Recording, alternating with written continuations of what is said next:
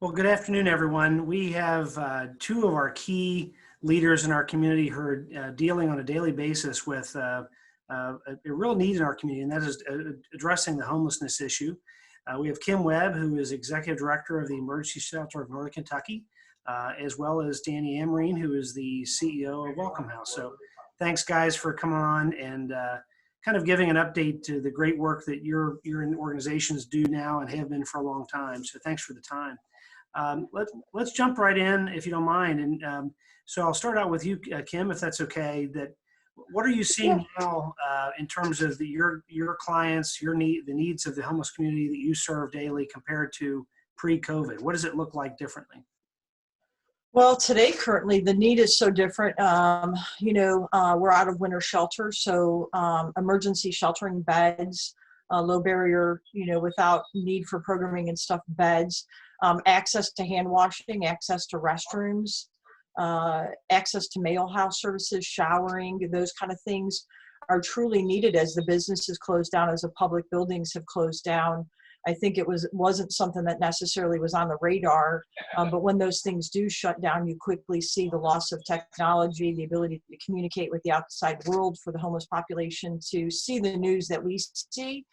And so it's really on us to educate and keep them informed of what's happening and the seriousness of the coronavirus. That's huge. Yeah, you just never think, you take that for granted that your clients, those who are in need, wouldn't have access to hand washing, et cetera. Danny, what do you see as a big difference now compared to even, let's say, pre-COVID? Well, we're seeing a lot more people that are looking for services. So a lot of people outside are scared. They don't really understand what's going on. Could you imagine waking up one day and then you walk outside streets of Covington and there's nobody? Everybody's in, libraries aren't open, businesses aren't open. So we're seeing a lot more people that typically wouldn't look for services or shelter, reaching out to us and wanting assistance and wanting to know more about what's going on in the community and wanting to be safe. And I guess as the need is greater in these times where things have been locked down, and hopefully that gets better as things are opened back up here in the coming days, there's still a need. But we're worried about the unemployment issue affecting the state and, of course, even Northern Kentucky. What do you see in terms of that affecting your client base and the need that you're going to be able to, or the need for you to step in and help? I think that we've just scratched the surface of what this is going to look like. I think over the next few months, we're really going to see the economic impact that this virus has had. 50% of Americans are one emergency away from becoming homeless or having to borrow money. So I think over the next couple weeks and next couple months, we're trying to ramp up and really be prepared for what that's going to look like, and once the moratorium on evictions has been lifted. And you just touched on a big thing, that while those who may be not presently paying for rent or what have you, for whatever reason, the court system isn't causing them to be moved off the street or elsewhere, and the state has put a moratorium on that. So I think probably most of us are not aware of those deadlines that are kind of upon us to make things worse potentially. So Kim, what are you seeing as well? I think that you see the amount of people that are seeking food as a basis. That's the first thing, that they no longer have the income to buy food. And that's a precursor right now. And so, the need for services is just only probably going to double or triple coming forward. We see individuals who are needing help with car insurance or needing help with utilities and rent. Prevention dollars were lean beforehand. They're even more scarce now. To help people stay housed during this time, to encourage individuals to keep paying their rent, even if there's a moratorium lifted. I think what we're also seeing is we have individuals that continue to work the front line, doing a temp agency, doing the work that has to get done to keep moving our economy forward. And these are often individuals that don't have health insurance, don't have a place to sleep, but are so in need of money that they continue to do some of the jobs that the rest of us in our community get to stay home and work from home. These are individuals that are actually on the front line.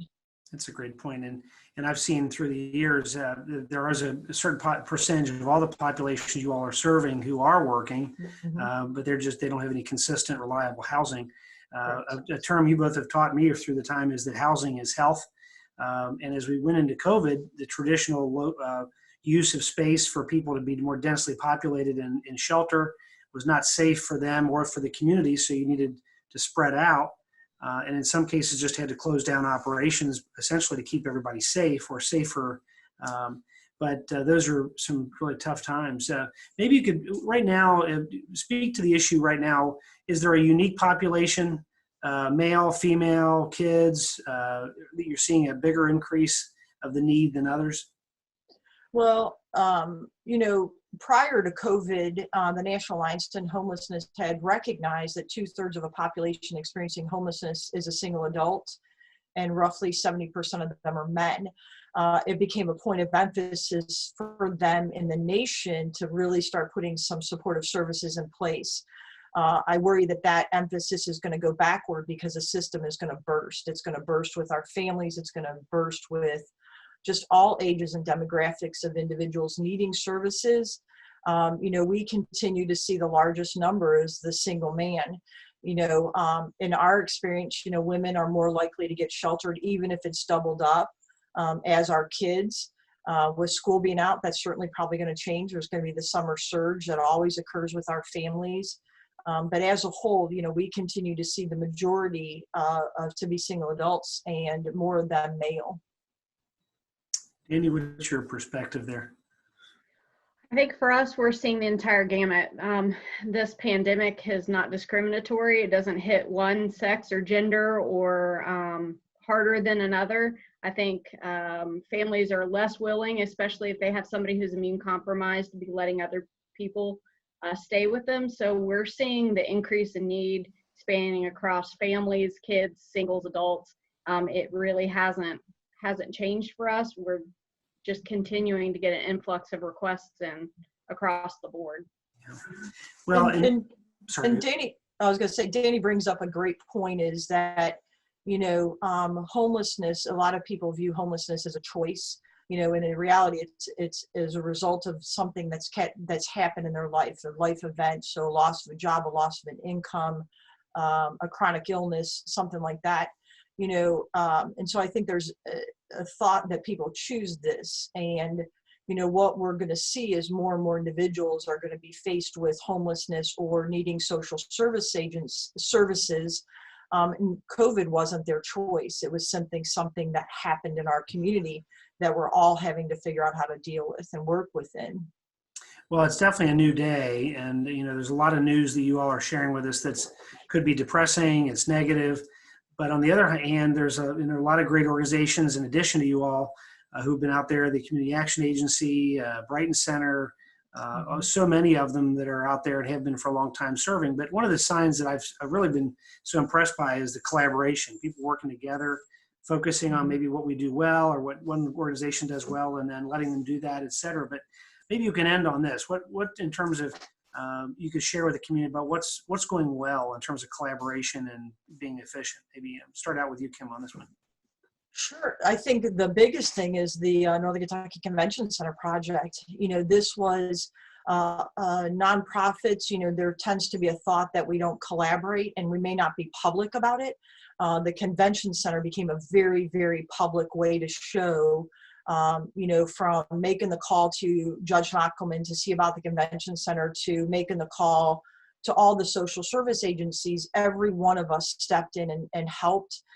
And the entire project and everything that's accomplished since March 21st has been a collaborative effort. And I know Danny and I talk about this. It's successful because all the community partners stepped in and stepped up. And more often, most of us continue to run our own organizations. So, we took on an entire project that was very high level, very noticeable for the amount of support we had from all the agencies. I would take 10 minutes to need to name every single one of them that happened, that stepped in and said, yeah, I can help, whether time, food, staffing, resources, cleaning supplies, all of those things.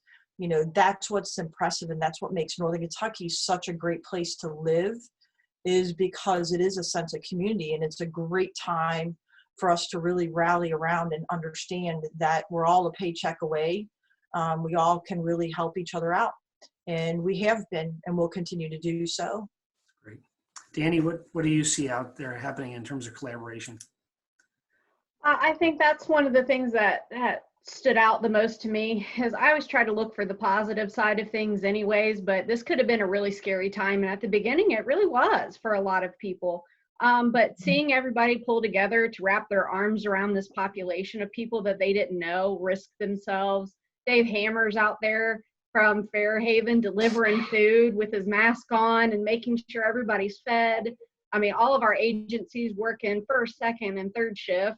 But overall, I've got to meet some really cool people and make a lot of friendships, not only just the partners, community partners, but the people that we're taking care of. They're really awesome people. We've got Billy, who is 60 years old.